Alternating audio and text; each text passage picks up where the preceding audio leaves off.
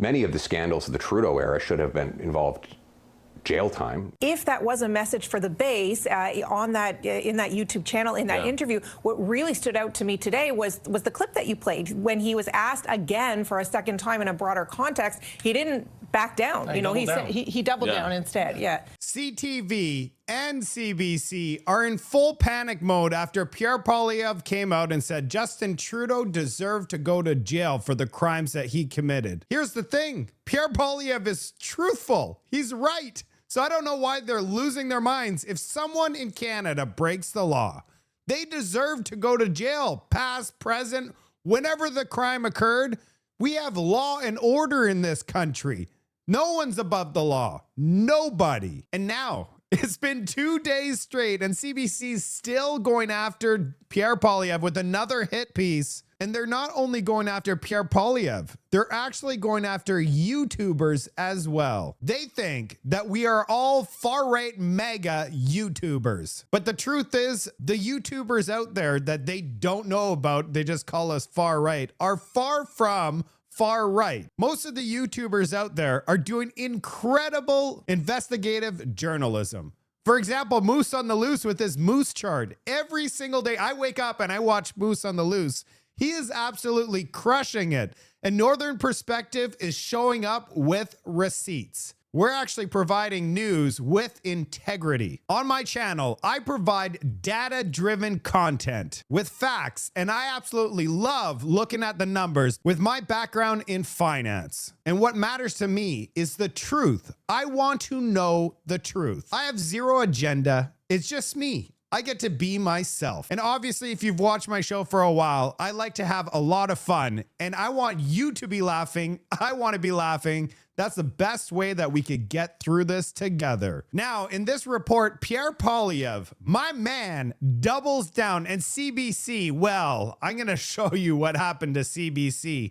And Mark Carney, after being humiliated in the House of Commons last week, after coming back from the United States with absolutely nothing, after promising us throughout the election campaign that he was the only one that could deal with Donald Trump. But when he actually goes to Donald Trump, he kneels down before him and kisses the ring. Now we found out that he's going on a long vacation so he doesn't have to face the House of Commons. We're gonna get into it in this report.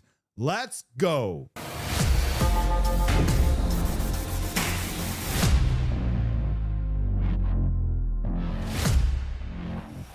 Here's the breaking news. Mark Carney's heading on a 9-day holiday on the other side of the planet. Is it just me, or does he spend more time in the air and in other countries and not in Canada?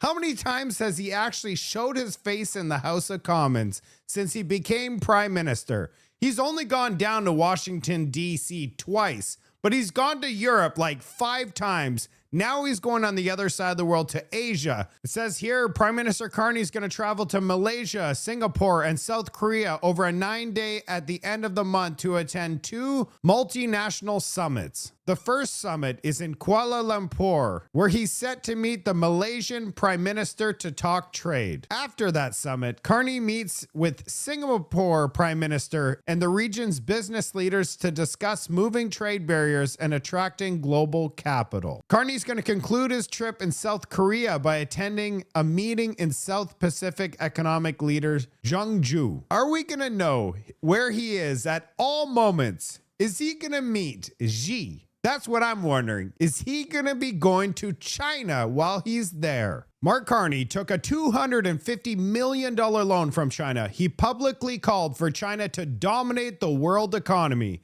One of his MPs made a kidnapping threat on China's behalf, and Carney stayed silent. He replaced that MP with another openly pro-China candidate. And China was promoting Mark Carney during the election, not Pierre Poilievre. So is he going to go to China? Will we ever find out if he does go to China, or is he going to disappear for a couple days and then show up somewhere else? I will be reporting on it for all of you. Before I take you to the Pierre Poilievre story that's heating up, I want to show you Ezra Levant. Check this out. Minister, for agreeing to accredit Rebel News. I very much appreciate your dedication to freedom of the press. I have a question about the ostrich farm. Now, don't worry, I'm not going to ask about the lawsuit because I don't want you to talk about anything that are before the courts. But there was a letter, and I noticed in the statement you talk about Canada-U.S. cooperation. I know that Robert F. Kennedy Jr., your U.S. counterpart, has written saying he thinks that there's some medical research value in these ostriches because they had avian flu, but then have recovered and are now immune. In fact, he's offered to do the research and even to pay for it. It seems to me that we need allies around Trump's cabinet table. And if you could throw him a bone and say, sure, Secretary Kennedy, you can study these birds, it's sort of no skin off Canada's nose. And don't you think it would be helpful to have an ally in Trump's cabinet when we're doing our trade negotiations? Prochaine question, merci. That's my question. Don't you think it would be helpful to have a friend? Next reporter, merci. What? Oh, you're not going to answer, Minister? Prochaine question, merci. I don't understand. Did I do something wrong? Next question, thank you. Minister, did I miss an answer? I don't get it. Okay, I'll sit down. I guess it's question period, not answer period. Merci beaucoup. That's a Jagmeet Singh kind of thing to do. It's a legitimate question. Actually, I kind of like his idea. We should adopt that. But no answer? Just next question? He said it in French. I was like, prochaine question. That means next question. And he's like, what? What are you talking about? Next question. I'm shocked. For those of you that want to know who this woman is, it says honorable, not so honorable. Marjorie Michel. She is obviously a liberal. I thought it was an NDP because NDP, Jagmeet Singh, it's classic. He responds with no answer. But the liberals now are no longer taking questions from anyone outside of CBC. Legit. We just saw it. No questions from independent media, no questions from anybody. It needs to be scripted and it needs to be CBC, paid for by the liberals. The entire country is divided. All the premiers are starting to fight within each other. It's chaos. There is so much damage that's being inflicted by the United States. Let's just check out this small piece. We're going to discuss it. Then we're going to move over to the Pierre Poilievre situation. Anxiety over President Donald Trump's trade war is at a boiling point after new developments this week. Tariffs on Canadian lumber were raised to 45%. New tariffs were added to furniture. Automaker Stellantis bailed on an investment in Canada, opting instead for the United States. And Trump doubled down on his tariff policy, saying it's important to national security. The result is a country on edge. The industry is at a tipping point. There is no time to wait. Jobs and mills are on the line. We're seeing jobs pillaged by this U.S. administration. What are we going to stand up for in this trade war? We're nice, play nice in the sandbox. If you can't get a deal, let's start hitting them back. There's times to hit back and there's times to talk, and right now is the time to talk. See, no one is singing the same song, including the Prime Minister, because the reason that no one's singing the same song is throughout the election campaign, Mark Carney said, elbows up. Our relationship with the United States is officially over. But he forgot to tell Canadians that 76% of all our trade is with the United States. We need the United States for our economy to survive. Now he's saying we need to be best friends. How could Canadians just sit here? And the worst part of the whole thing is a poll came out and they asked, how do you feel about Mark Carney sucking up to Donald Trump? And the one group that was cheering it all on is the liberal supporters. They literally will support Mark Carney no matter what he does. Just like Justin Trudeau, after one scandal after another, he just continued to push forwards and no one asked the question. And it has a lot to do with this CBC. Poilievre is getting some heat this week after making comments in a podcast about the Trudeau government and the National Police Force, the RCMP. Many of the scandals of the Trudeau era should have been involved jail time. I mean, Trudeau broke the criminal code when he took a free vacation from someone with whom he had government business. It's just like it's right there in the criminal code. If the RCMP had been doing its job and not covering up for him, then he would have been criminally charged. And again, he probably violated the criminal code in the SNC-Lavalin scandal. These would normally have led to criminal charges, but of course the RCMP covered it all up, and the leadership of the RCMP is frankly just despicable when it comes to enforcing laws against the Liberal government. So Poilievre was asked yesterday if those comments were appropriate, and he responded yes, and then said this. Justin Trudeau violated Section 121 of the Criminal Code when he accepted a $250,000 vacation from someone who had asked for him to give a $10 million government grant. The RCMP's own documents revealed that there were grounds to believe that fraud had happened. And yet, even though he broke the criminal code, the Mounties, the brass of the RCMP said that they could not, quote, productively pursue an investigation. If the RCMP commissioner is now saying that he wants to open that investigation, we're prepared to hand over all the evidence of Mr. Trudeau's criminal code violations. Personally, I think this is a great thing. He went onto a podcast, which he's welcome to come onto my podcast too if he wants. And we talk and we ask different questions. And I'm glad they asked that question, because we are all wondering in this country why people are committing crimes and not paying the consequences of those crimes. Crime is exploding across this country. Canadians have had enough. We want our streets to be safe again. So we want this from Pierre Poilievre, and Canadians are going to wake up across this country and say, you know what?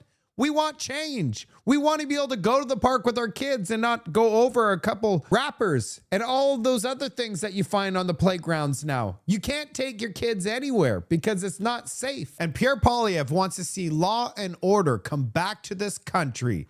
It is refreshing. Here's Larry Brock, February 29th of 2024. Let's go. At the heart of the SNC-Lavalin scandal, there were a number of players within the PMO, the PCO, and the Ministry of Finance. However, the principal person of interest in the SNC scandal was at all material times the Prime Minister, Justin Trudeau. How many times in the last 5 years did you interview Justin Trudeau? He was not interviewed, sir. Or Mr. Huh. Okay. What? And why not? I'll ask Mr. Poilievre, who was leading the investigation, to add a little bit. In relation to this, what the RCMP conducted as far as for the objective for the review of the matter, what we've done is we've proceeded with a phased approach, which initially we looked at the potential witnesses that could provide some information as far as to precision for the elements of the offense. So we proceeded in this phase approach. As we proceeded, we determined if there was any further investigative steps that were warranted given the circumstances of the case. My time is very limited. Why did you not interview the primary person of interest? At the heart of this investigation was Justin Trudeau's political interference for his own personal gain and the gain of SNC-Lavalin. I can inform both of you gentlemen that in my over 30 years of experience as a defense counsel and as a Crown attorney, I have never heard of any investigation where there wasn't any attempt, whether they agreed to interview or not, any attempt to interview the person of interest. Was there at least an attempt to interview Justin Trudeau, yes or no? No. No. No. He just said Did no. the RCMP obtain all relevant documents to further the investigation, including access to cabinet confidential information, simply seeking a yes or no response? We were limited with the information that we had access to. Was that a yes or a no, sir?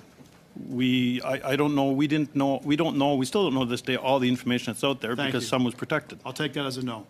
Despite collecting reams of evidence, including evidence from the Ethics Commissioner and testimony from Jody Wilson-Raybould at committee, why didn't the RCMP exercise its absolute statutory right under the Criminal Code of Canada to obtain a production order and/or search warrant from a justice to obtain those cabinet documents? We weren't able to acquire or obtain enough information or evidence that would warrant us to obtain a production order.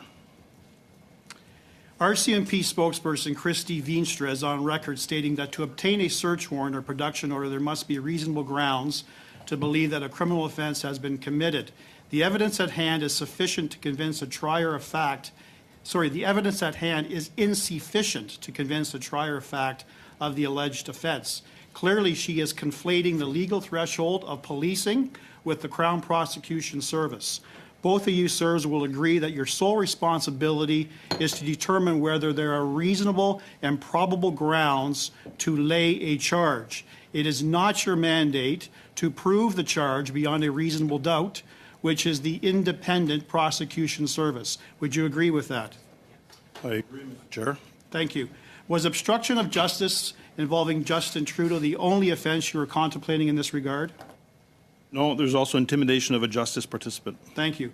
You would agree that the charge of obstruction is a straight indictable offense, meaning there is no limitation period, punishable by 10 years in prison, a very serious offense. You'd agree, sirs, that there is nothing precluding your service from reopening the investigation against Justin Trudeau should new evidence become available, including a release of cabinet confidential information. I would say, Mr. Chair, with any investigation, when there's new information that arises, yes, we have a look at the investigation itself. To quell public concern, Justin Trudeau, despite his office, is subject to the full impact and consequences of the Criminal Code of Canada. He is not above the law, correct? I do believe I said that last time I was in front of the committee. No one's above the law. In my experience, sirs, homicides have been investigated and prosecuted in lesser time than your service has invested in investigating Justin Trudeau. Is there an overall general reluctance in charging a sitting Prime Minister, yes or no? I would say to that, Mr. Chair, is that we follow the evidence, and if the evidence warrants charges, we charge. So there's no general reluctance in charging a sitting Prime Minister. Is that correct? If the appropriate evidence is available. Thank you. Yeah, and there's no evidence available because Justin Trudeau blocked the evidence. And he said, hey, RCMP, go away. And they listened. That is what happened. And the charge, this one charge, 10 years in prison. Back to the woke CBC. It gets you nothing. It gets you nowhere. There's no point to be saying this, other than I will take a bit of issue with what Greg said. It's fine to go after previous Liberal governments if you have issue with them and you want to go and hammer on it if you think it's helpful. Well, the bail issue is a good example. After the RCMP and saying what he said is over the top and unnecessary. As Conservatives, we are supposed to be the party that protects institutions and bolsters them and builds them up. Supposed to be.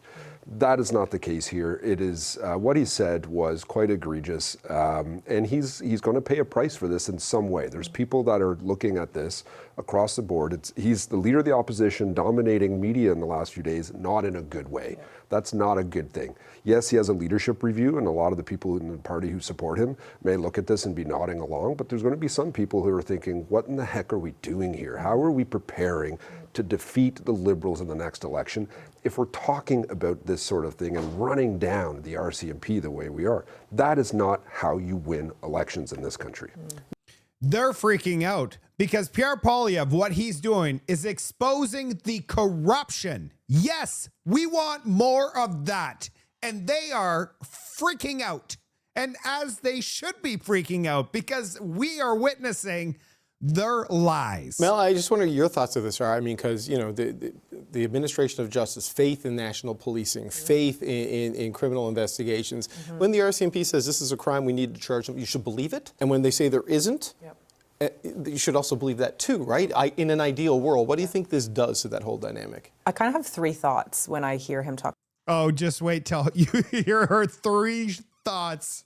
Watch out. Give me, oh gosh. Like that. The first one is really dangerous and rhetoric divisive, right? Your point in doing this is to pit people against each other. And what's weird about it is we saw police associations across the country line up with Pierre Poilievre in the last election. So to hear him disparage RCMP officers is I find strange. And sorry, I have to stop. The RCMP, he loves the RCMP and the police services. It's not that. He's talking about this commissioner guy, the top cop. The guy that you guys saw taking questions from Brock. Yeah, that guy. He's obviously the Liberals' puppet. and listens to what they say. Institution that we should be very careful to not bias in any way. I find that strange. The second is desperate. It feels desperate, and desperate in you've got a leadership coming up and you are literally trying everything that Canadians rejected in the last election to shore up your, I don't know, your base going into that leadership. I'm sorry, I have to stop again. He is not desperate. This is not desperation. This is him actually waking up and listening to Canadians. We want the corruption gone. We want the truth to come out. We want him to stop listening to his advisors and start getting onto podcasts and start speaking to Canadians. That's what we want. We don't want this woke CBC telling us this garbage. This with the Freedom Convoy stuff, with all sorts of stuff, with the DEI stuff over Thanksgiving weekend, like this just seems like you're... Oh, and we don't want any more DEI. We want people hired for merit. Yeah, none of this woke garbage. We want it all gone. Just throwing everything you can at the wall to shore up folks. And the third thing that it makes me think of is you're kind of out to lunch. Prime Minister's gone. This is something that happened in 2017. Why are we still talking about it? There's been how many elections since then? 3. Canadians decided in every single one of those elections that they didn't care, that they were still going to vote for the Liberals. So it just seems like, I don't know. They didn't care about the corruption? You hear that? They didn't care. It's because they don't know. It was all covered up. Everything is covered up by the woke CBC. We all care. If there was an actual crime that occurred and it results in a 10-year sentence, even if it was 20 years ago, that person needs to be charged and go to jail. What you're talking about, I don't know why you're talking about it, and you must really be trying every single thing to work because nothing's working for you right now is my kind of thoughts on that. You want to jump in? Nothing is working for the CBC right now. To be honest with you, we should just take the CBC, throw them into a trash can. Interesting. He is everywhere. Like he's doing, it was, what's it Not called? in a good way. Northern Perspectives was the was podcast and YouTube channel. Never he was heard of on. it before. Watched it. Never heard of Northern Perspective. Probably never heard of Mark Nixon either. Just wait till CBC says, oh, that Mark Nixon podcast guy on YouTube, far-right extremist. Oh, I can't wait. And when they do, oh, don't worry. I'll make some extra videos just for them with facts and data, something they have no idea what they're doing. They're going to get destroyed. But there's a lot of things in the YouTube space, you know, there's so much. And there's a lot of good stuff out there too that we just don't see. But he also went on CBC The House numerous times, right? Like he is trying to go everywhere and tell different types of messages to different groups. He speaks conflicting and he speaks in a different tone to them. That's going to catch up with, this caught up with them. I don't think they expected this to be seen by, you know, we're talking about it on CBC right now. The invincible. They knew it would be seen because Northern Perspective has 200,000 subscribers and their videos get hundreds of thousands of views. So yes, he knew it was going to be seen. This is not a slip up. He intentionally said what he said, and we all agree with him that we want criminals to go to jail. Ability and the invulnerability that kind of shielded him from a lot of things until this election, it isn't there now, right? And I think that has changed sort of the media ecosystem in the country on this. Oh man, David is the worst. Okay, that's it. No more CBC, I promise. Now, we're going to go over to CTV. They're not much better. You've been working on this story all day long. What has the reaction been? What struck me, Mike, so far covering this story was how hard it has been to get a conservative who wants to speak on the record, on camera about this. I don't think I've had so many rejections to interview requests than this one.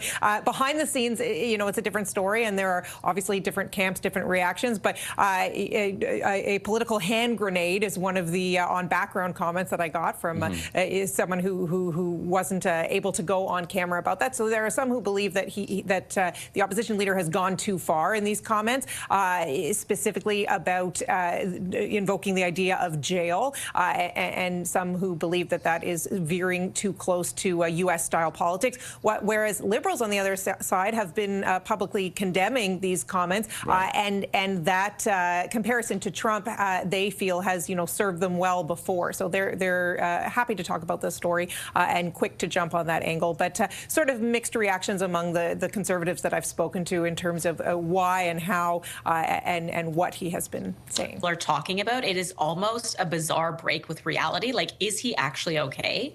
The only possible thing I can think about that is getting this, this line of topic or this line of thinking back on track is like, is he afraid of the leadership review in January?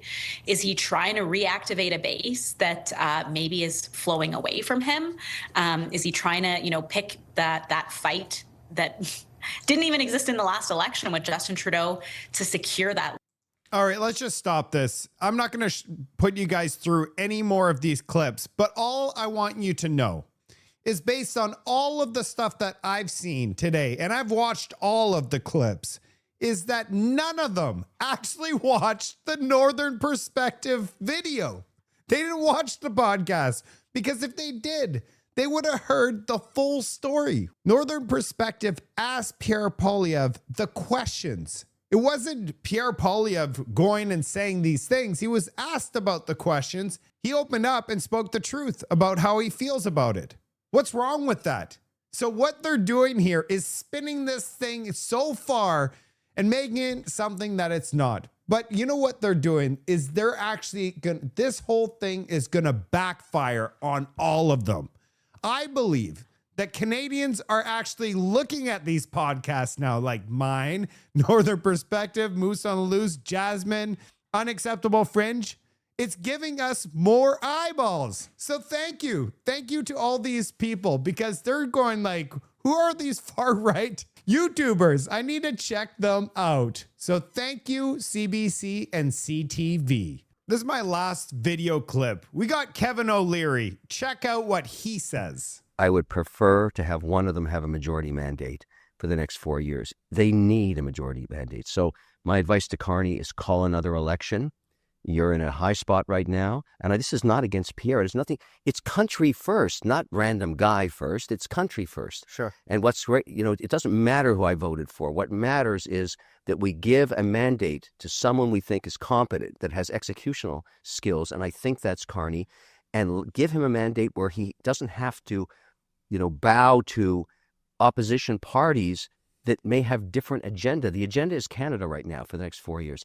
If he fails on that mandate, doesn't get capital back in the country, and I'm just one advocate for bringing it back, and believe me, all the sovereign wealth funds that used to invest 2.5% of their mandate in Canada have stopped doing that.